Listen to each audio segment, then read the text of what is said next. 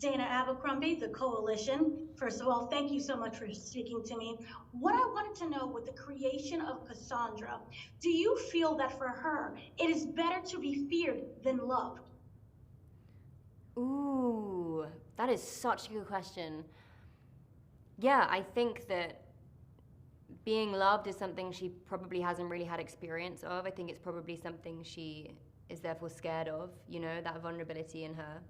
And it's easier to be, yeah, be feared, I think, definitely. Do you, in the framework of Cassandra, I was wondering, do you feel that she is out to prove to herself what others don't see in her?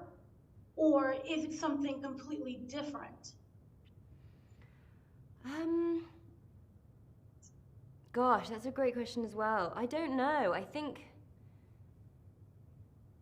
I hadn't really thought about it. I think that, Cassandra, I think it kind of splits in two. I think that a lot of what she does is performative, it's for fun, it's because she's basically bored and she has the run of this joint and she can get people to do what she wants pretty easily. And it was fun playing with that confidence. I think I really wanted to play her as the hero of her own storyline. She's so convinced by what she's doing.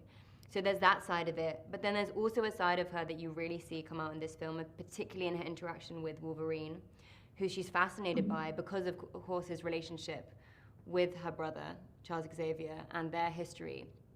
And as you said before, the only love she might have possibly experienced would be with him, and he didn't allow that, he didn't make that possible. And so I think there's always this part of her that's wondering what that would be like. She has a sort of morbid fascination in that side of life. But I don't know if it's about proving herself. I think, she has so much power, I don't think she needs to, but maybe she certainly has a fascination with Wolverine in that world. In regards to Wolverine, is it viewed more as a jealousy? Because there is that father-son dynamic. Yeah, definitely. I think you've, hit the nail on the head there. I think it is complete jealousy.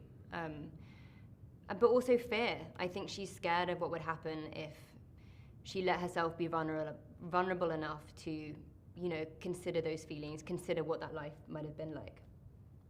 Right. So then dealing with Deadpool, he is a very unpredictable character. Do you feel that Cassandra feels that as more as a test or like a something that she's up to doing? Because in a way, there's that same personality of that unpredictability. Yeah, definitely. But I think that Cassandra kind of has got Deadpool figured out. I think he kind of has his shtick, and she sort of really gets the gist of it quite quickly. And then, yeah, you kind of see in the film she sort of she really hones in on Wolverine. That's who she wants to engage with. And I don't think she really sees Deadpool as a threat, which was really fun because, yeah, it was a real power trip. Now, separate from the comics, I wanted to know with this version of Cassandra, how did you prepare for that in terms of bringing something different that we haven't seen before? I think, we've sort of touched on it, but that vulnerability and, with her, that comes from her origin story and everything she's been through was a really interesting thing to play with. And it was a really great sort of key into the character. And Ryan and Sean made it, one of the first conversations we had about Cassandra, they said, we really want to make her unpredictable. And we don't want to make her like any other villain. She doesn't perform her villainy in a particularly physical or violent way. She doesn't come in all guns blazing and announce herself as a villain. She very much sort of almost puppeteers events. And yes, will come in if she needs to because no one else is doing a good job. And she's also really charismatic and can be quite charming. And those are really fun elements to play with. And actually, I found that sort of references from cinema history like Hans Landa in Inglourious Basterds, Christoph Waltz's character, and also Gene Wilder and Charlie and the Chocolate Factory were quite good examples of people who are so confident in their evil. I think Willy Wonka is sort of, particularly in that film, how Gene Wilder performs him, I think he's quite sinister, the way he sits back and watches these unfoldings and has such a monopoly on the outcome but doesn't intervene.